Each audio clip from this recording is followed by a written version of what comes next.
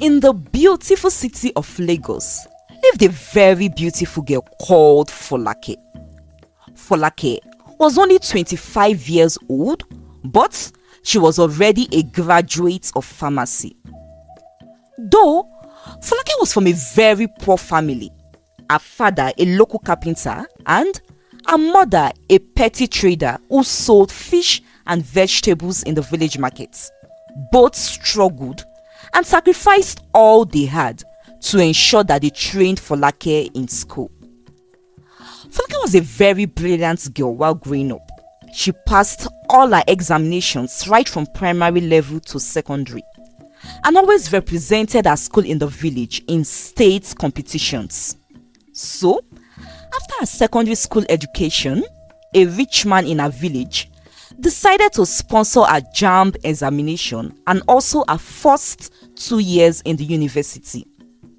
He made it clear to her parents from the onset and told her parents that it was his way of supporting them and partially lifting off the burden of sending and training their daughter in school. So, her first 2 years in the university, Folake had a scholarship courtesy of the rich man. But from the third year to her final year, her parents worked really hard and even sold a few of their properties to ensure that Folake completes her university education. Folake had been a very good girl who cared less about wealth and riches until she got into the university and saw how some girls lived so big and lavishly. And then she began to desire the same. Most of these girls have wealthy sugar daddies who sponsored their lavish lifestyle and spoiled them. But of all who influenced Folake's future decision was a girl called Wumi. Wumi is just 26 years old. She was only a year older than Folake. But Wumi was already married, and she was married to a very wealthy Igbo man who pampered her and took very good care of her. As a matter of fact, he was the one sponsoring her education. Folake had heard people say that Igbo men took good care of their wives and pampered them with wealth and good things. In fact, it is almost quite a general belief amongst many people in Africa and Nigeria and that Igbo men do take good care of their wives more than other men from other tribes. Well, this story is not meant to dispute or support this claim. But Wumi's husband is an Igbo man and he really does take good care of Wumi and pamper her silly. And again, he was a few years quite older than Wumi was. Wumi was in her mid-20s, but her husband was in his early 40s. Folake saw all of this and, coupled with the fact that she has seen a popular Nigerian movie by a Nigerian movie producer, Omoni Oboli, where a mature Igbo man known in the movie as Odogu went all out to get the lady he wanted by spending and pampering her silly, Folake started to desire a wealthy Igbo man also. And that was how her obsession for wealthy Igbo men started. She told herself that she would settle with one. It has to be a wealthy Igbo man, nothing else, she told herself. And this also made her decide that she wasn't going to work, because there was also the belief that wealthy Igbo men do not like their women working, but prefer them to stay at home and to enjoy their money. She started referring to herself as Oga wife in the making, and or sometimes call herself Nwunye Odogu, an Igbo word she learned from a few of her schoolmates who called Wumi same. So, after graduation, Folake refused to take on any job. If I start working now, I would chase the Odogu God has ordained for me away. He would think I am not his kind of wife material when our path finally crosses. So no, I won't take any job, she said to her friend and roommate Shalewa, when Shalewa told her about a job opening they should apply for. But she ate Shalewa's food, wore a few of her clothes, and contributed nothing in the apartment they both shared. If Shalewa complains, she would tell Shalewa to calm down. My dear, relax. You should be happy that you have the opportunity to do all this for me. Cause when I finally attract my Odogu Parara, it is you I will remember first after my parents. And you would even benefit self. Because these rich Igbo men also spoil their women's friends. So chill, calm down, she would say. Shalewa would just nod her head and would say, I can't wait though. Even me self, I can't wait for you and this your dream Odogu to cross paths before you render me bankrupt. And so you would spoil me too and pay me for everything that you have been collecting for me because I have suffered in your hands. Then, the both of them would burst out in laughter. And that was how it continued. Folake refused to do any job because she was waiting for her dream God-ordained Odogu Parara. Luckily for her, months later, a woman who owned a large boutique approached her to help her model her clothes because she wants to open an online store and start putting them online. Folake wasn't just only so beautiful, she also had a nice slim physique and was also very tall. I will give you commission from time to time and would also give you some clothes for free, the woman told Folake. Folake thought about it and liked the idea of it. The woman sold beautiful designer clothes. So, accepting her offer meant that she gets to have some of the designer clothes herself, like the woman had promised. She also liked the idea that this presented her the opportunity of effortlessly being an online model without even begging for it, and also that she gets to get commission from it. So, she accepted the offer. My dear, see me it's good to get fine face God to try for me, I beg. Something where other girls they struggle for. Just waka come meet me for my doorstep. Folake said to Shalewa when she got home. It meant that it is a good thing to be beautiful. That what other girls struggle to get came to her on a platter of gold, saying that God indeed really blessed her by making her so beautiful. And that is how in the same way I will attract my Odogu Parara, Folake added. At home in the village, she told her parents the same thing when they complained about her refusing to work and practice the pharmacy she studied, telling them that women who work chase away wealthy men from them. Daddy, Mommy, you both have tried for me. You have given in all your best for me to get to the level I am today. Now it is time for you to enjoy. Won't you be happy to see me marry a very wealthy man who will take good care of not just me, but you both and my siblings as well? She asked. Her parents responded that they would be glad to see that. Good.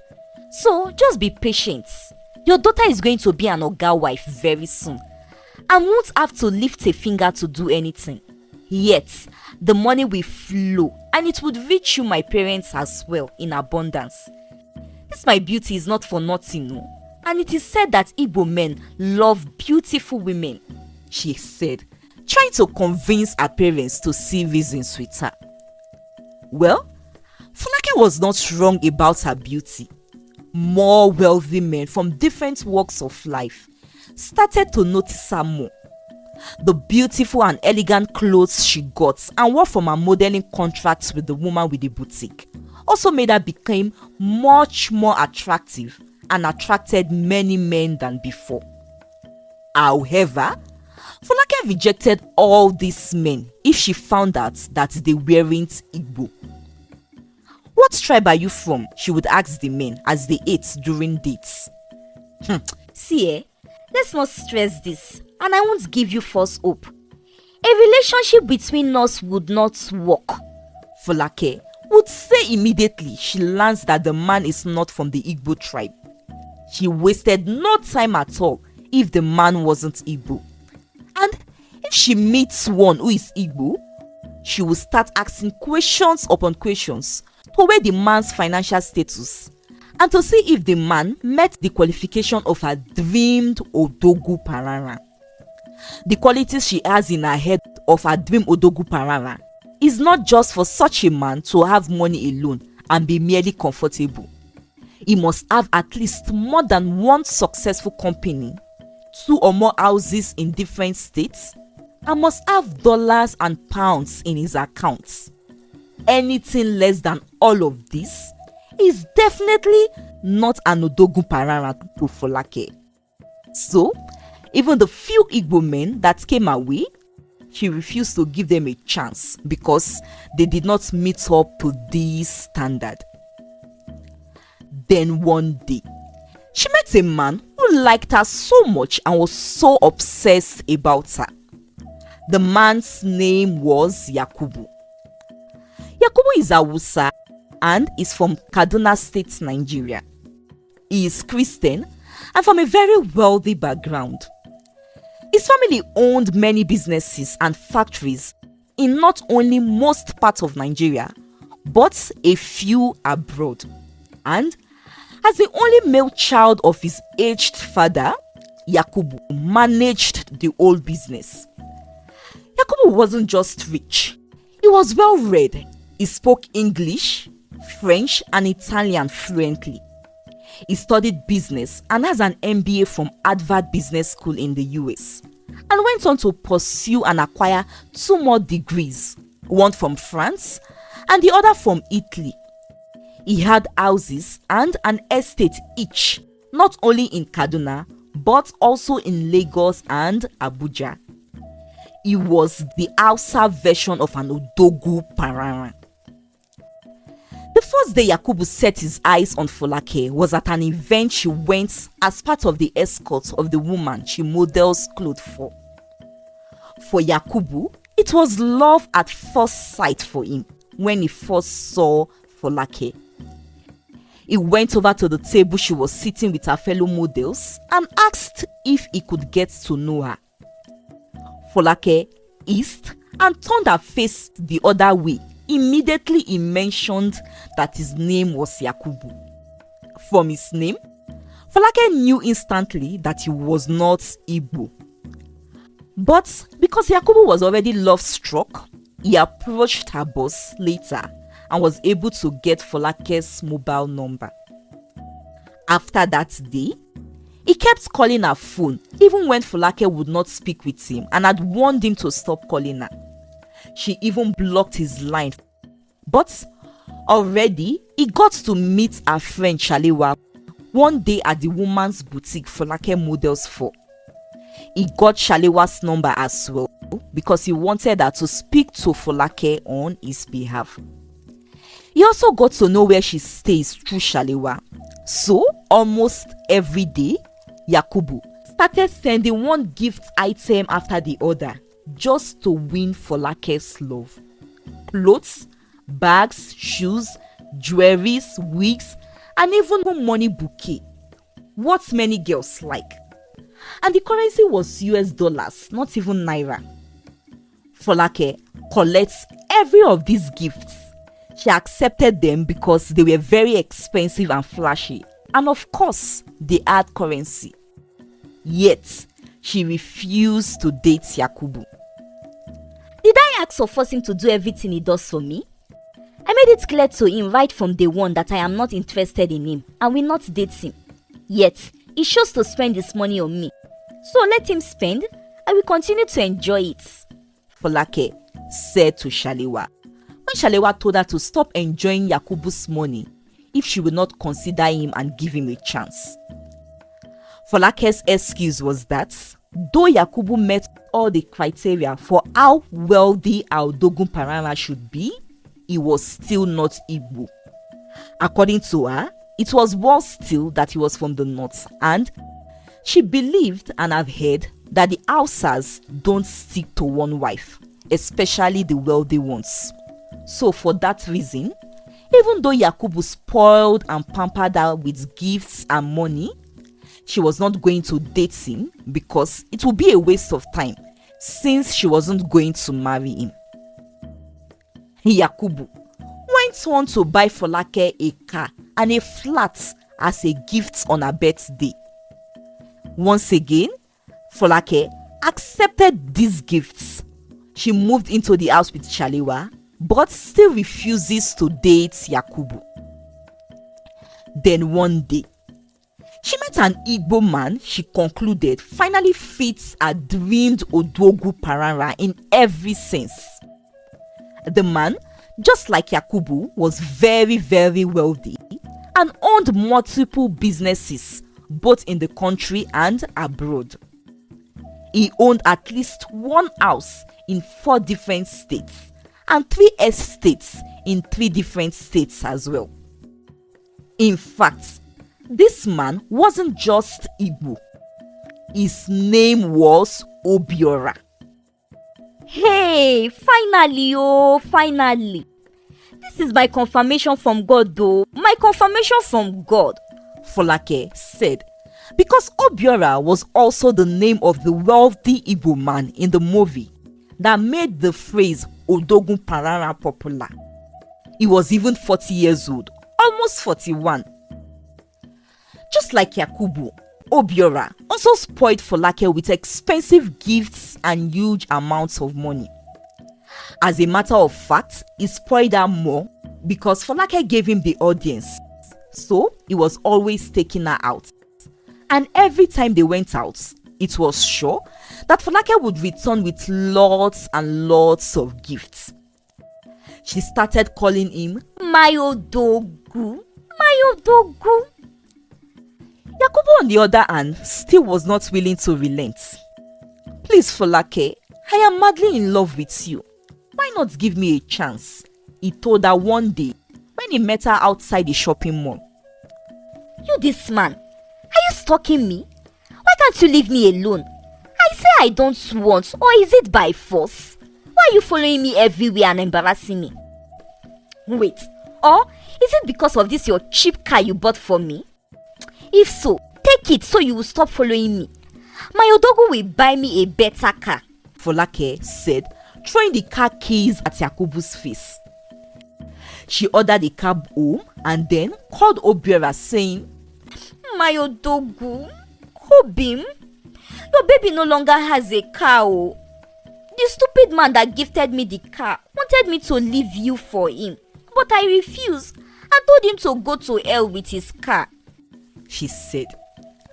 The next day, Obiora sent a car, a more expensive car and more recent model. Oh, my Odogwu, my Obim, my Odogwu Parara, thank you so much, Folake said, hailing Obiora. A few weeks later, Obiora asked Folake to marry him and she wasted no time in saying yes. After all, it was what she had always wanted. Their wedding ceremony was lavish. Fewer people, but a lavish one. After their wedding, Folake was now ready to be the Oga wife she had always dreamt of, the Wunye Odogwu Parara. However, sooner than she was married to Obiora, that her dream began to look like a nightmare. It was nothing like the Oga wife she had envisaged. At first, it started with Obiora instructing her not to eat more than 1 piece of meat whenever she served a meal.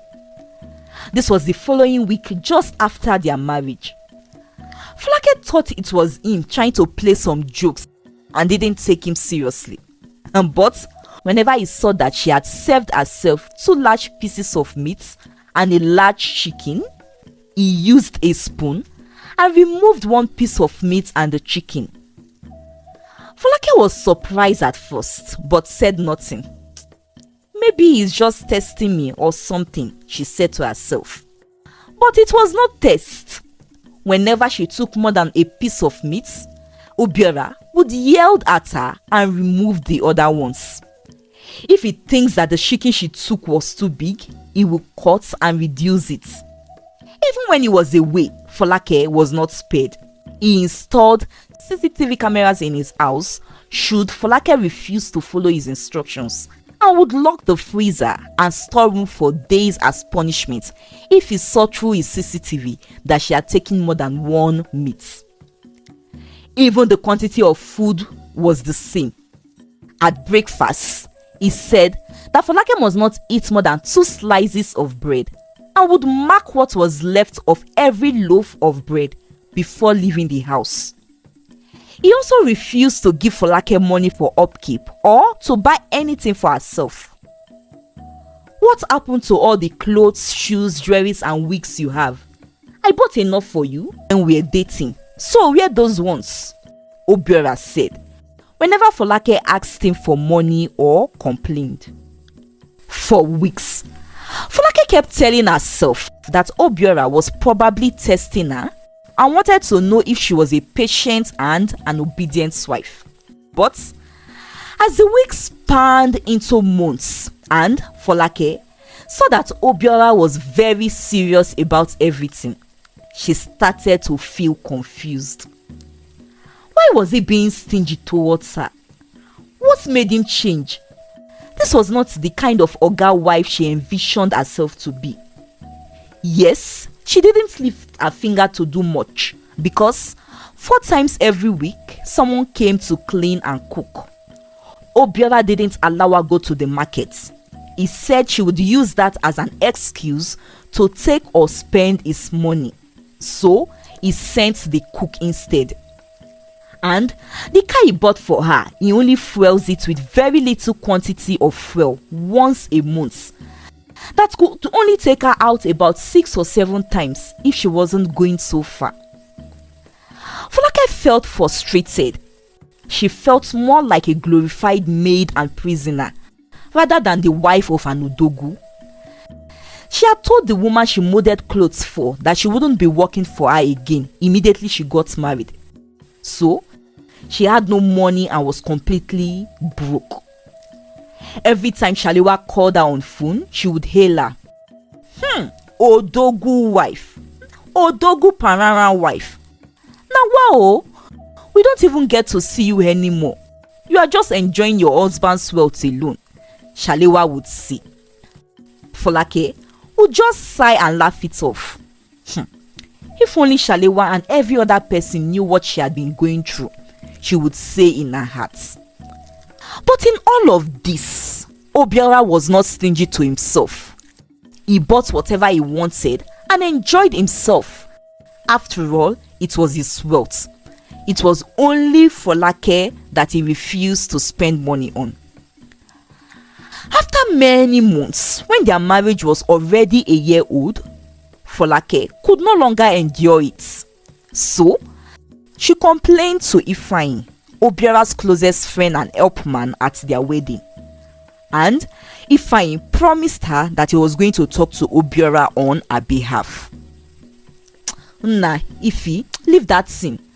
Forget my wife, abeg.